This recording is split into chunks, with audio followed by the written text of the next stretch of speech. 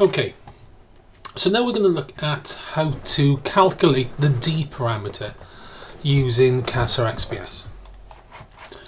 So you will have a file which you can load called dparameter.vms, and this contains 3 different spectra. 3 carbon OJs for HOPG, single crystal diamond, and a fluorinated graphitic carbon as well. We can just see the names there. I've overlaid the spectra here already and normalized them so we can see how the shapes of the materials, the shapes of the OJ for each different material are already different in terms of the peak position and the overall shape. And this links back to what we said about OJs being very chemically sensitive to the environment of the the emitting atom. Okay, so let's take the HOPG sample. So this is from a argon cluster cleaned HOPG sample, so it's totally devoid of oxygen. And what we're going to do is derive a D parameter for this material. Now, if we recall from the introduction slides, the value of this should be in the region of around about 23 electron volts. So to do or calculate the D parameter, the easiest way that I find is to go to our quantify dialog. I'll just move this over here and say create. Now this puts on whatever typical background we used last time. So my last background was a Shirley background. But what we're going to do is just click on this where it says Shirley and type in PR. Now PR stands for polynomial regression. And what this is going to do is essentially model the peak or the overall peak data envelope with a polynomial. So if I hit return, it says, do I wish to initialize coefficients? I'll say yes. And we can see we have a peak or a line shape now, which somewhat mirrors the data.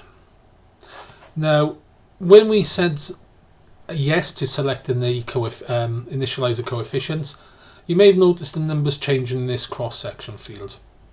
We don't need to worry about these too much, other than the first number, which is defaulted to 14.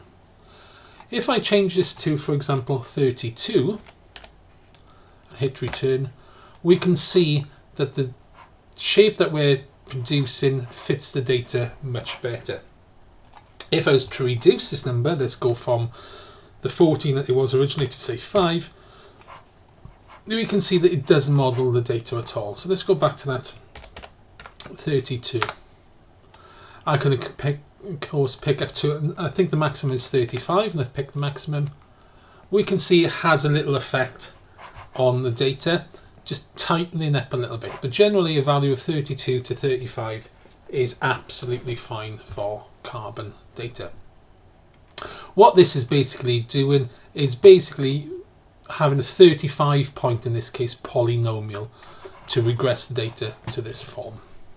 Okay, so we now have a line shape or a mathematical model of our data.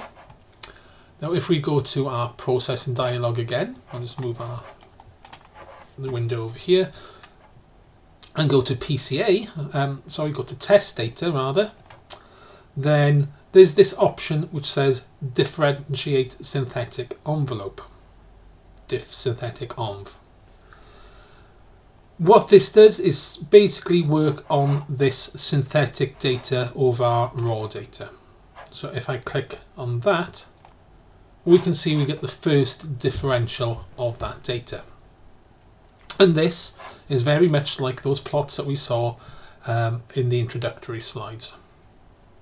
Now, if I say create, so I'll go back to our quantification parameters and say create, then again it automatically defaults to that polynomial regression, and we can see that indeed that data fits very well to a 35 point polynomial, although we don't need to worry about that.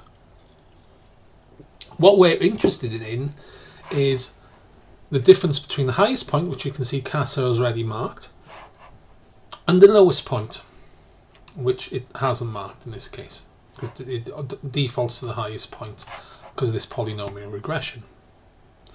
So now if I actually change this background type, instead of polynomial regression, and change it to SP, I hit return, we can see CASA calculates where the highest data point is and the lowest data point, and gives us a difference which is reported in the area, or the full, and mirrored in the full width half maximum tags here in the quantification parameter dialog. Now this is our D parameter. So if we want to report that, we can obviously just take that number, or we can display it. So if we go to tag and type something like D parameter and hit return, although we don't see anything on our screen, when we now go to our tile annotation, for example, and go to regions, then we can say, okay, I want to take my name from the tag field. I don't want the area, I don't want the atomic percent, I don't want to know the position in this case, but I'll keep the full width half maximum, because that is a report in what my difference between my highest and lowest points is, the D parameter itself. And if I hit apply, then we can see it appears on our diagram there. So there's our value for HOPG and the way to calculate it. So now I want you to try and recreate that, but also do it for the diamond single crystal and the fluorinated graphitic carbon, and see what sort of numbers you get for the D parameter.